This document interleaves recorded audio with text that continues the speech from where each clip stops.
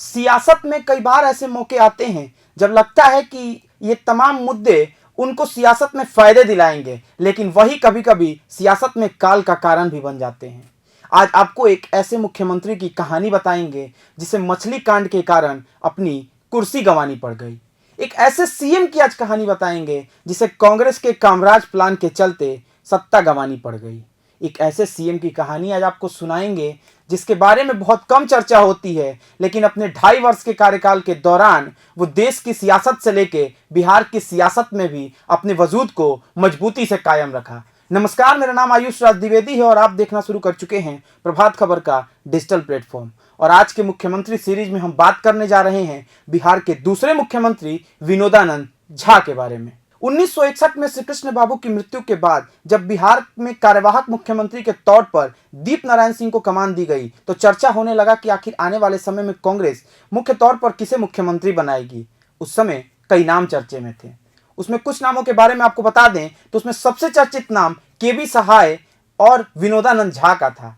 केबी सहाय कई वर्षों से लगातार सत्ता की कुर्सी के लिए प्रयास कर रहे थे, लेकिन कांग्रेस को लगा कि विनोदानंद झा के नेतृत्व में मुख्यमंत्री का पदभार देना उनके लिए मजबूत साबित हो सकता है। और फिर 1961 में विनोदानंद झा को प्रदेश की बड़ी जिम्मेदारी सौंप दी गई।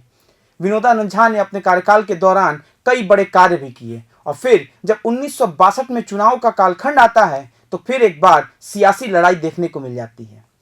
बिहार में चुनाव से पहले 3 धाराएं काम कर रही थी।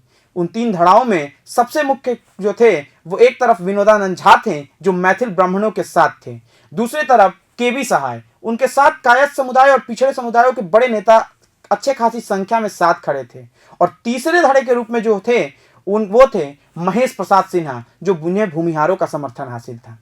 तीनों नेताओं में गुटबाजी शुरू हो गई। टिकट बंटवारे में किसकी चलेगी इसको लेकर चर्चा होने लगी। फिर जब बात दिल्ली के दरवाजे तक पहुंची तो नेहरू जी ने उस समय 3 नेताओं को बिहार भेज दिया।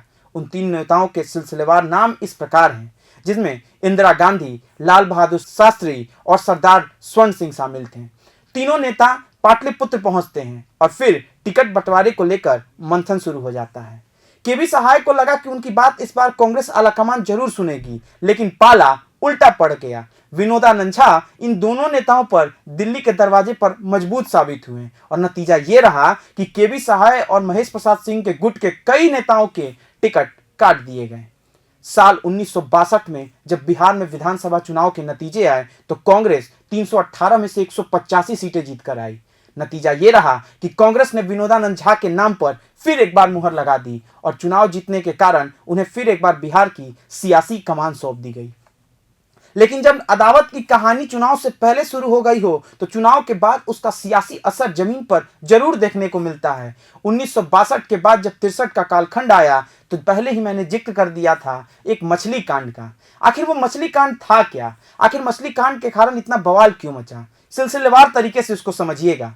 पटना के अगमकुआं इलाके में एक मशहूर मछली का दुकान था जहां मछली के स्वाद के दीवाने काफी लोग हुआ करते थे। मुख्यमंत्री आवास पर भी वहीं से मछली के स्वाद के लिए एक प्लेट मछली आई। उसके बाद जैसे ही विनोदानंद झा उसे खाने को चले, खुफिया एजेंसियों ने और उनकी सिक्योरिटी ने तुरंत उन्हें रोक लिया। जांच हुई तो मछली में जहर की बात सामने आई। विनोदानंद झा इस बात से काफी आक्रोशित हुए। उन्होंने जांच बैठा दी और जांच के बाद एक मोटी सी फाइल बनाकर दिल्ली के दरवाजे और पंडित नेहरू के टेबल तक पहुंचा दी। उस फाइल में कई बड़े नाम थे और कई बड़े खुलासे थे, जिनमें सबसे बड़ा नाम केबी सहाय के बड़े सहयोगी और बिहार के नेता रामलखन सिंह यादव का नाम शामिल था।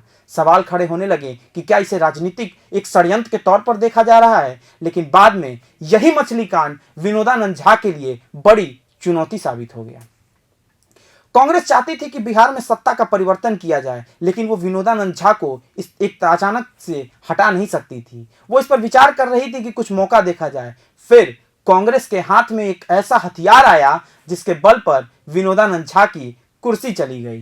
कांग्रेस ने कामराज प्लान के तहत विनोदानंद झा समेत देश के 6 राज्यों के मुख्यमंत्री को बदल दिया। चर्चा ये होने लगा कि कामराज प्लान आखिर है क्या। सिलसिलेवार तरीके से समझाते हैं आपको कामराज प्लान के बारे में।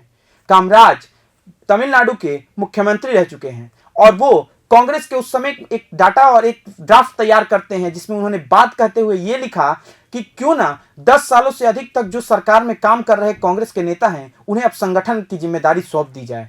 इसी कारणवश विनोदानंद झा को 2 अक्टूबर 1963 को अपनी सत्ता गंवानी पड़ गई और फिर केबी सहाय को बिहार का अगला मुख्यमंत्री बना दिया गया। विनोदानंद झा को लगा कि आने वाले वक्त में उनकी सियासत की चाबी फिर एक बार बिहार में वापसी कर सकती है, लेकिन यह शायद उनकी बड़ी भूल थी। उन्होंने बाद में चलकर एक अपना गुट बनाया और फिर धीरे धीरे बिहार की सियासत करने लगे। बाद में उनके ही पार्टी के एक नेता भोला प्रसाद शास्त्री को बिहार का मुख्यमंत्री भी बनाया गया।